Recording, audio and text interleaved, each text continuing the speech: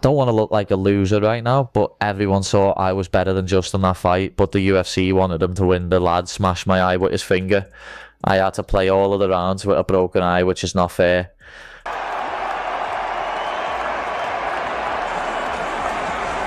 Scousers do not get knocked out. That Scouser does not get knocked out. Hold on. My God. That fucker's right. Scousers do not get knocked out. That Scouser does not get knocked out. I'm a Scouser. We don't get knocked out. We don't get knocked out. I take that all day. Hold on. My God. What a fucking gangster. Delivered in the main event, it's capped off with a war. Just give us your thoughts on Justin Gaethje and Paddy Pimblett delivering a 5-round battle. Yeah, I mean, what a couple. So Paddy Pimblett at the weigh-in yesterday says, I'm going to knock this motherfucker out tomorrow. And I was like, that's interesting. And he never abandoned that game plan. Even when, he got dropped a couple times, I kept waiting for him. I'm like, he's eventually going to have to shoot and try to submit him. Now, I didn't know Paddy Pimblett had a chin like that till tonight. And, absolute dogfight in a war, and much respect to both guys. We haven't seen Justin yet, so we don't know what his status is physically. But, I mean, is the interim, is the unification fight have to be next? Or is there a case if he's hurt and needs to be out for a while? Apparently he's 100%. So we sent Paddy Pimblett straight to the hospital, and then we're going to send Gaethje too. And Gaethje's like, believe me, I've been in plenty of wars. I'm good. So as far as we know right now, he's... Now that Paddy Pimblett and Justin Gaethje have gone to war, the conversation has violently shifted, because what fans truly saw inside the cage shattered the neat stories written before the bell.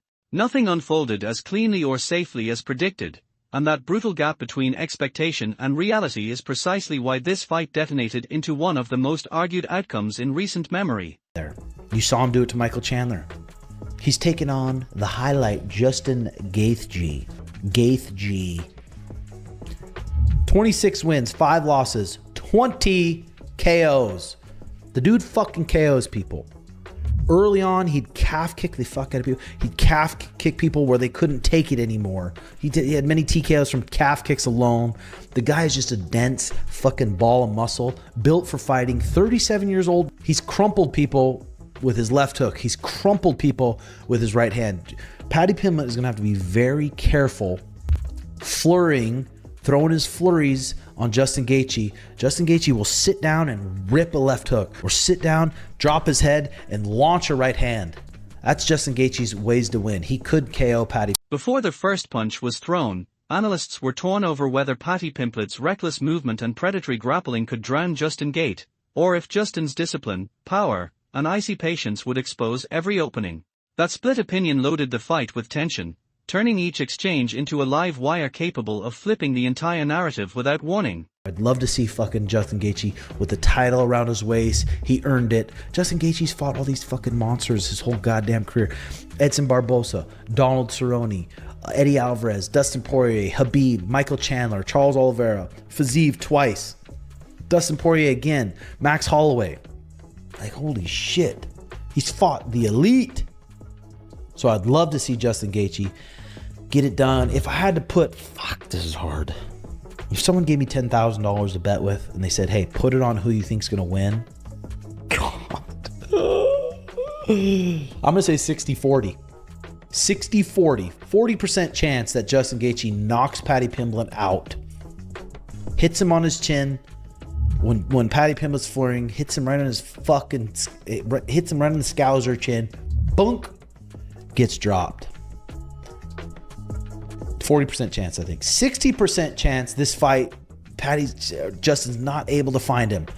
It's like a spastic, weird style. He's not able to find his chin. If Paddy Pimblett puts him on his back, it's going to be a long night for Justin. Tim Welsh framed the matchup through damage and timing, zeroing in on Justin Gaethje's calf kicks and venomous counters, breaking down how early leg damage warps posture, movement, and defensive instincts under fire. He pointed out how Paddy Pimblett's aggressive entries left brief cracks, the kind of patient puncher like Justin needs only once to change everything.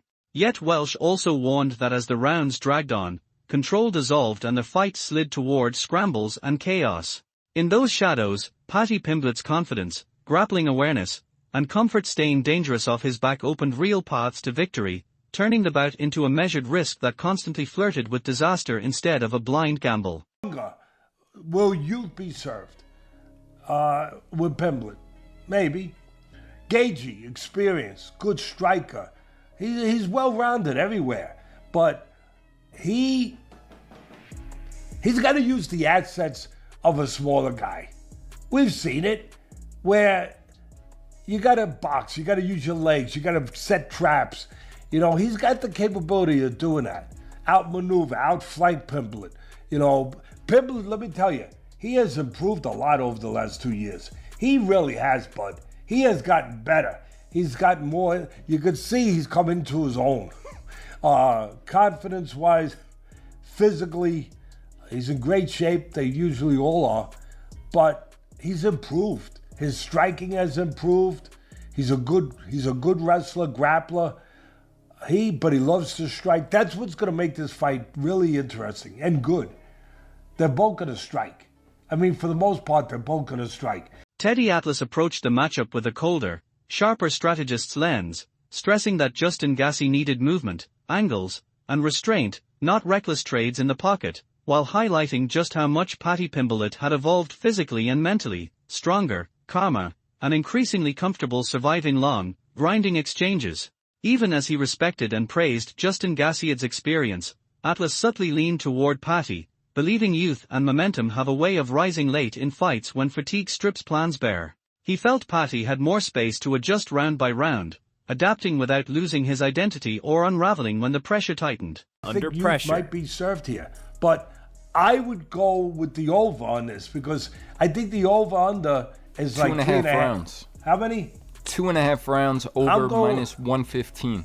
All right, listen. Again, we have a pretty good record here, but you know, I mess up once in a while. I do. That's why it's gambling. But I like the over.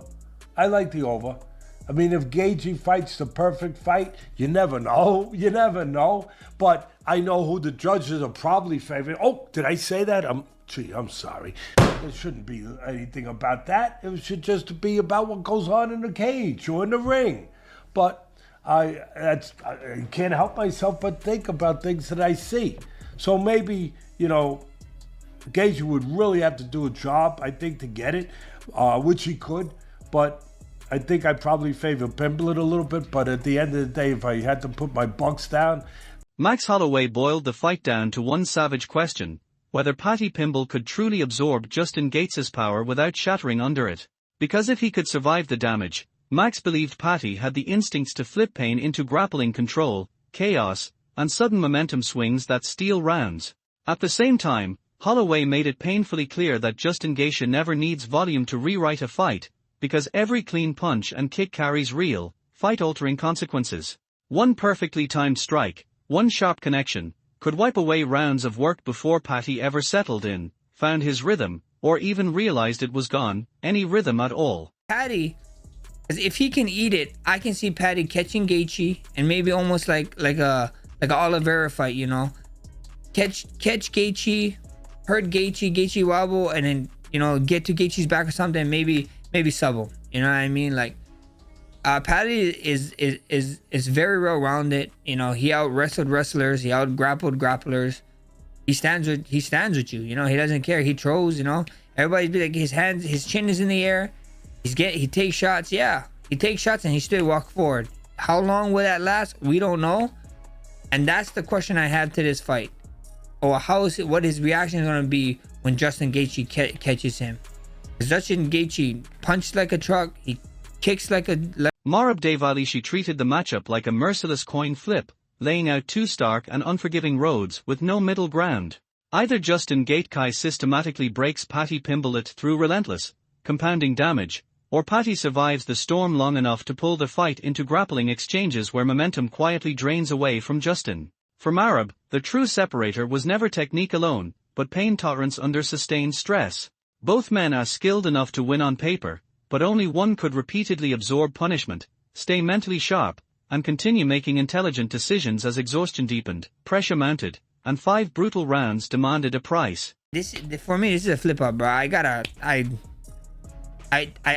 not surprised if any of these guys win, because I can see 2 clear paths to these guys winning. I can see Gaethje catching Paddy, you know, putting him down, finishing him. Then I can see Pimblett catching Paddy, Pimblett catching Gaethje, maybe knock him out or hurt him enough to where he can get a submission. You know, I think so.